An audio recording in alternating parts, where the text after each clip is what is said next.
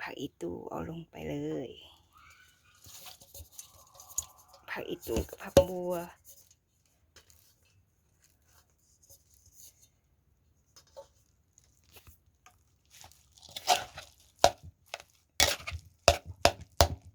คนให้เข้ากัน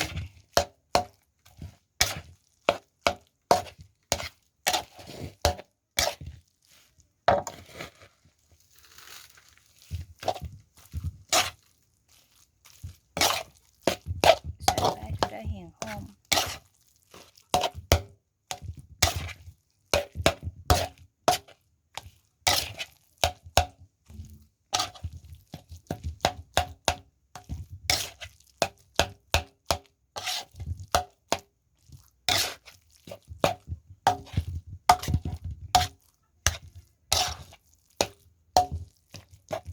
คนให้มันเข้าทีแล้วก็ซิมรสชาติแล้วก็ห่อใบตอง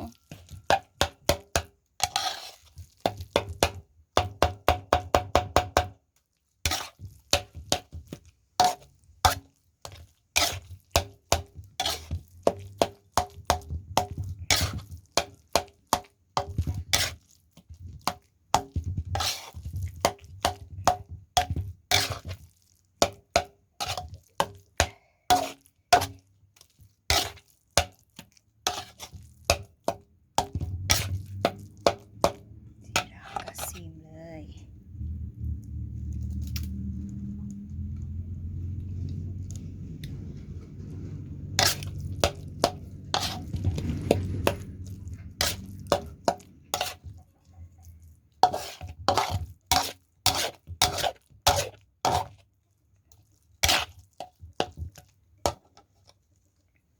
ซิมบางนิดนึงก่อนเนาะ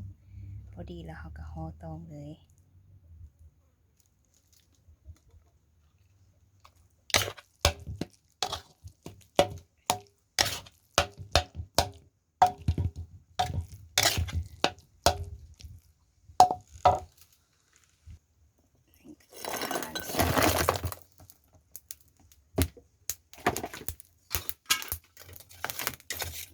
ธรรมชาติ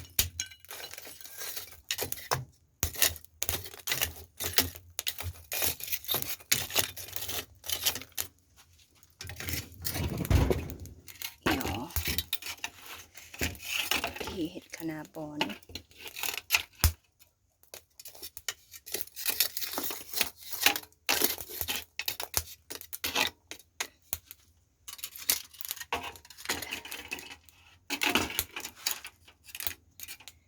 ส่วนนี้ก็เป็นตองจากส่วนซึ่งปลูกเองเอามานำใส่ห่อเห็ดคะน้าบอนมือจะเอาช่วงยาวนิดหนึ่งเนาะมันจะง่ายสะดวกเวลาห่อตอนการห่อเนาะเขาก็ใส่ใบตอง4-5 แผ่นติงกันไว้แนวนี้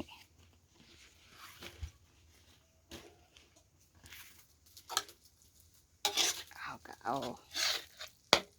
คะน้าบอนนี้ใส่ไป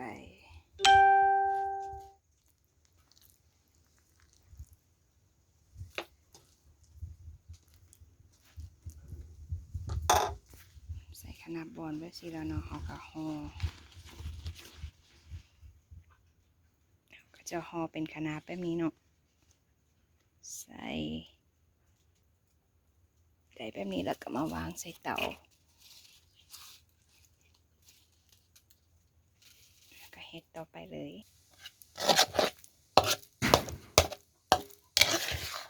เบซี่เนาะ3 ห่อทั้งหมด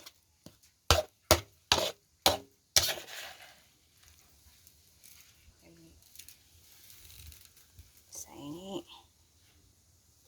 อยู่นี่มันจะมีซีนหมูซีไข่แล้วก็ข่าผักบัวมะเขือกระบอนได้แบบนี้แล้วเขาก็ห่อเลยเนาะเขาจะห่อได้แบบนี้อาหารพื้นบ้านก็วางใส่เตาเนาะนี่เลยข้างไฟเขาบ่ต้องเฮ็ดไฟ แห้งถ้าเฮ็ดไฟแห้งก็มีแต่ว่าเอาขึ้นสูงหน่อยหนึงเนาะเห็ดแนวนี้มันจะหอมใช้เวลาดนหน่อยหนึงในการข้าง